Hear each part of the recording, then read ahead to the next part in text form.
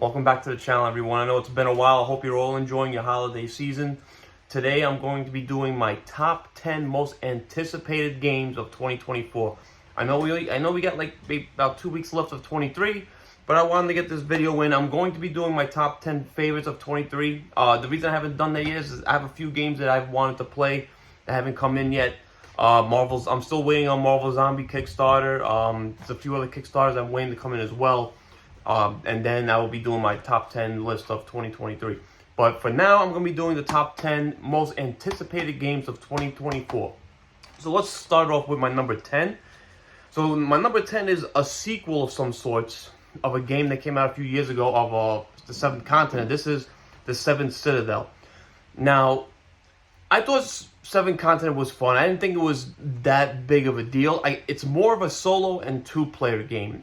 When I played solo, which I thought was better, and 4 players, which I thought was a little too much. It was a little all over the place. It was a tough game, very push your luck, but it seems that they fixed a lot of things that was wrong with Seventh Continent with Seventh Citadel. It looks more. I feel like there's going to be a better story in there. It'll play better with more players. So, yeah, again, I'm hoping it comes out next year. I think I backed it back in 21, so it's been 2 years already. So it's going to be 3 next year. So let's hope it comes out. But for now, it's my number 10 on my top 10 for 24. Number 9 is I know this game was released at Essen, but it's not. I haven't seen it here in the States yet. I did pre-order it. I believe it's coming sometime next year, hopefully early next year, and that is Evanfall.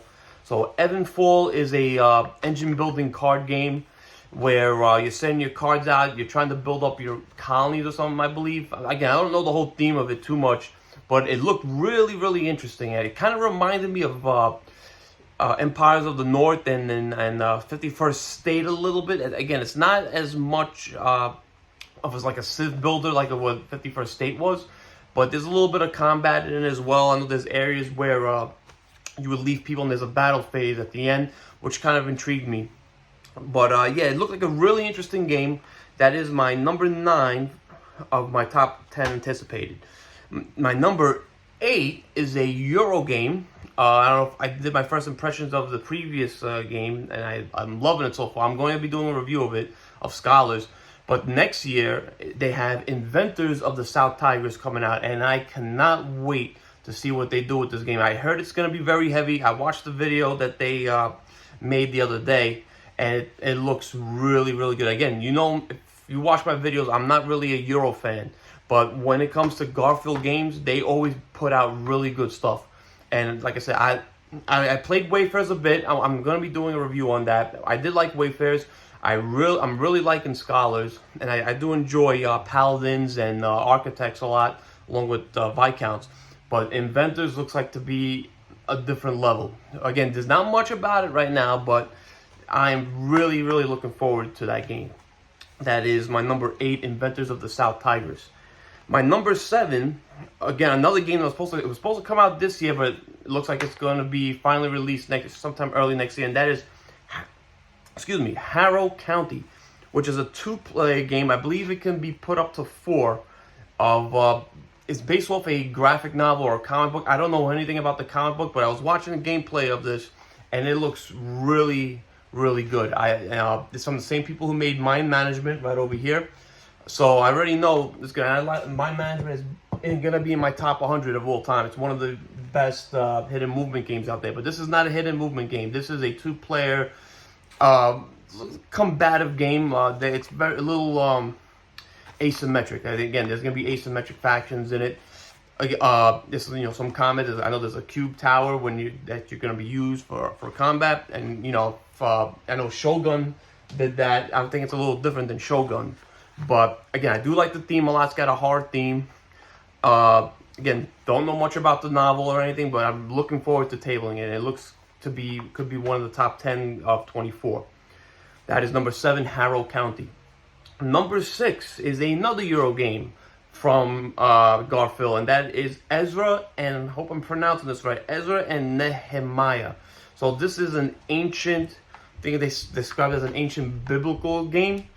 I was watching a little bit of the gameplay of it. Again, I like to wait until it's in front of me to know more about it. I've watched a little bit on the Kickstarter page of how it plays, and it looked, again, any game these guys come out with, it's always going to be a hit with me. And it's, again, like most Euros, I feel that they're very interactive. They do things that are different than other Euros.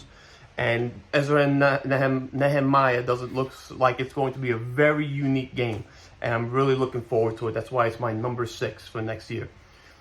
My number 5, so I've been paying attention to this game for a while, and that is the Old King's Crown. Now, the art reminded me a little bit of Oath, but this looks like it's going to be a tug-of-war type game, that, you're trying to control the kingdoms and stuff, playing different cards.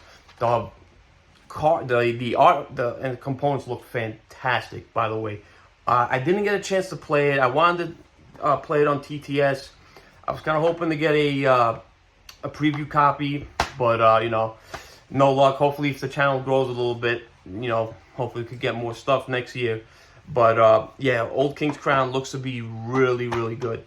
That is why it's my number 5. Number 4 was a game I was hoping was going to come out this year, and it looks like it's going to be a few more months. And that's actually another Euro game called Unconscious Mind. Again, this from the same people who brought us Endless Winter. It's not from the same developer, but this game, it's like about, you play psychiatrist and you're trying to figure out your patient's dreams and stuff. I mean, just watching what was going on, it looked really, really intriguing. Again, the components look fantastic. I believe I went all in with it, with the Nightmare expansion and other stuff. But this looks like it's going to be a big hit of 24. Who knows? Probably game of the year. That is number 4, Unconscious Mind. Number 3 is a game that I believe it's coming next month. Hopefully, fingers crossed.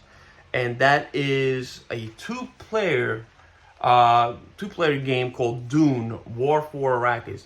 Now, this is supposed to be a re-implementation of Lord of the Rings: War of the Ring. I am not a Lord of the Rings fan. And I'm not really a fan for Dune, but I'd rather go for Dune than War of the Rings. And if you haven't known, Dune Imperium is still my favorite game of all time as of right now. And I don't even like the IP that much. I didn't think the movie was that good at all. That's, again, my opinion. I didn't like the original movie with Sting. And I wasn't crazy about the new one that came out. I found it to be pretty boring. But the games are really, really good. And I had a chance to play War of Arrakis with Devin over at Board Game Co. And I had a blast on TTS with that game. I'm really liking what it's doing. The rules seem very simplified than what War of the Ring does. I believe we played it in about 2 hours, maybe 2.5 with the rules teach and stuff. But it's a game that can be played in about 90 minutes to 2 hours. And I'm really liking what they're going with it. And hopefully it comes by next month, by January, February. But that is my number 3 for 2024. Number 2 is going to be Arcs. And as you know, I love Root. I love Cole Worley. Root's one of my favorite games. John Company is as well, along with PAX Premier. I love Leader Games, what they're doing over there. I like their art style. And Arcs looks like it's going to be maybe Root in space, hopefully a little more simple and easier to get to the table than Root. Unfortunately, I didn't get to try it at PAX last year. Again, it was I don't know if you remember my video from last year. I didn't feel too good at PAX for 2 years in a row. Arcs was bombarded, so I didn't have a chance to try it out at all. I really, really wanted to check it out. But Arcs looks to be very promising. Again, anything Cole Worley puts out, it's going to be really good. But that's why it's my number 2. My number 1, I'm hoping I believe it's supposed to come in around May. Fingers crossed that it comes. And so number 1 is actually I believe they're calling it a re-implementation of Dwellings of Eldervale. Now, I did play Dwellings of Eldervale, and I loved it. I only got to play it once. After I played it, I did want to pick it up, but then I found out about Andromeda's Edge, which is my number 1 of 2024. And supposedly it fixes a lot of things that people didn't like about Dwellings of Eldervale. Again, unfortunately, I didn't get to play Andromeda's Edge, but from watching playthroughs and gameplay, It looks like it's going to be it could possibly be my #1 game of 24 and maybe of all time. Who knows? Because this is the type of game that's right up my alley. I know I went all in with the deluxe pledge, got the fancy components and all that. It looks very, very promising, and that's why it is my #1 most anticipated game of 2024. Well, that's going to do it for today, guys. I hope you enjoyed the video. Please like and subscribe. Help this little channel grow. I'm hoping to, do bigger things with this channel next year. We'll see what happens. But if you have any questions, feel free to leave it in the comments section. So if you guys don't, I'm pretty sure I'll try to put out another video by next week. I'm going to be doing a review of They Live the card game. Hopefully Scholars, and Nightmare Cathedral will be soon. But yeah, if I don't post a video by then, I hope you guys have an amazing holiday season and a happy new year. All right, take care, folks. Have a good one.